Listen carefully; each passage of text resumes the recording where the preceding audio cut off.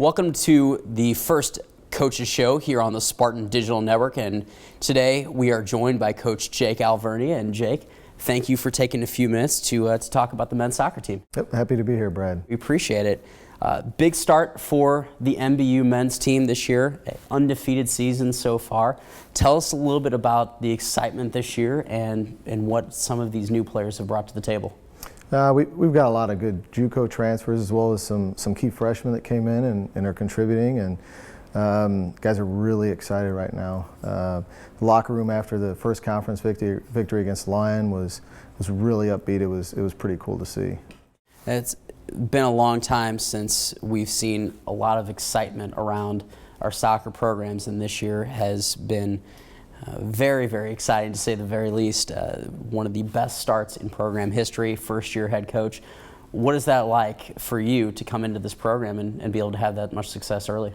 I mean, it doesn't come without, talented players, a good coaching staff. It's not just one person.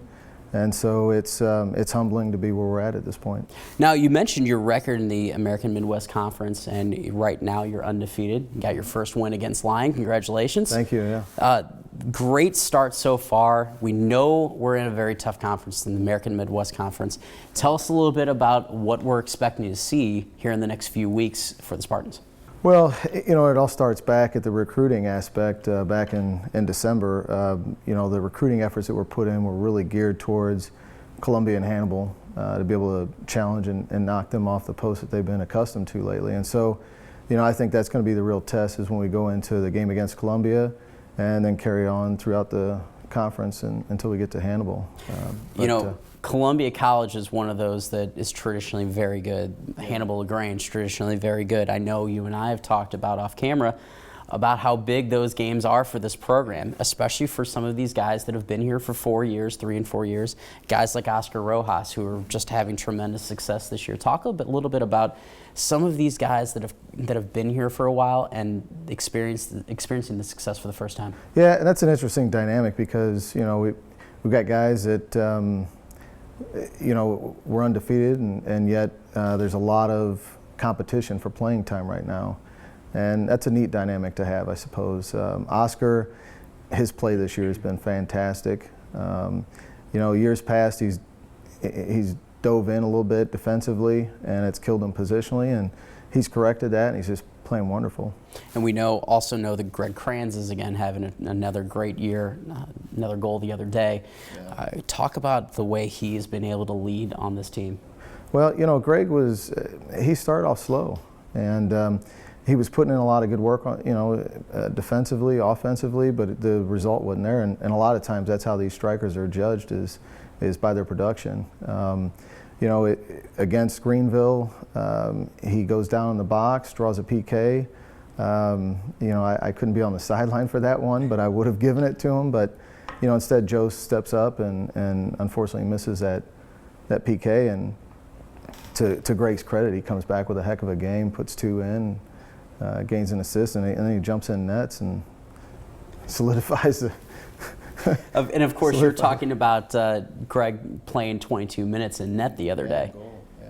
I mean, that's something that really takes a lot of talent. And as you mentioned just a moment ago, Joe Wansworth, who is having maybe the breakout player in the NAIA this year, 10 goals already, number 5 in the NAIA in goals scored. I believe he's in the top 10 in points in the NAIA, and number 1 in game-winning goals with 4 already. Talk a little bit about what Joe Wansworth brings to this team. He's just at a different level right now.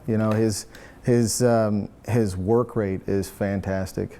It's just fantastic. The guy just doesn't stop. I mean, he's making the right runs. He's defensively, he's chasing balls down, and we haven't played against a opponent where he could put in 6 or 7, but the guy's just consistent. He's just every game he's consistently putting them in. As you pointed out, we've played 7 games. He's put in 4 game winners. So. A tremendous season that he's having, easily one of the best strikers in the conference, one of the best in the NAIA. Some people you probably have heard about on game days, but maybe not hearing about on a consistent basis, Corbin Rodriguez in net. We've got Providence Tucker, who's playing tremendous, maybe not in the stat line. Talk a little bit about some of these guys like Rodriguez and Tucker and some of those you may not see in the stat line, but are really playing a key role. Well, and Corbin's it's an interesting subject because, you know, I signed him at the last minute.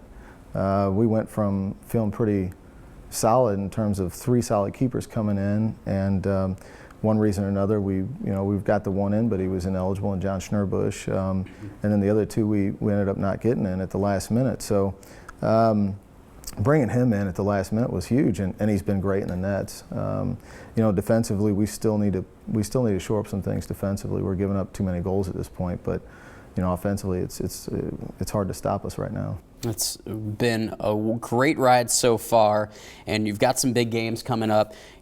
On Saturday, September 28th, you are at Park University, and on Saturday, October 5th, you get to travel to number 14, Hannibal LaGrange. Talk a little bit about some of these big upcoming conference games. Yeah, I mean, Park's going to be tough. They're always tough, and you know, they're struggling a little bit in their win-loss column, but they're always a tough opponent. We have to go to Park this year.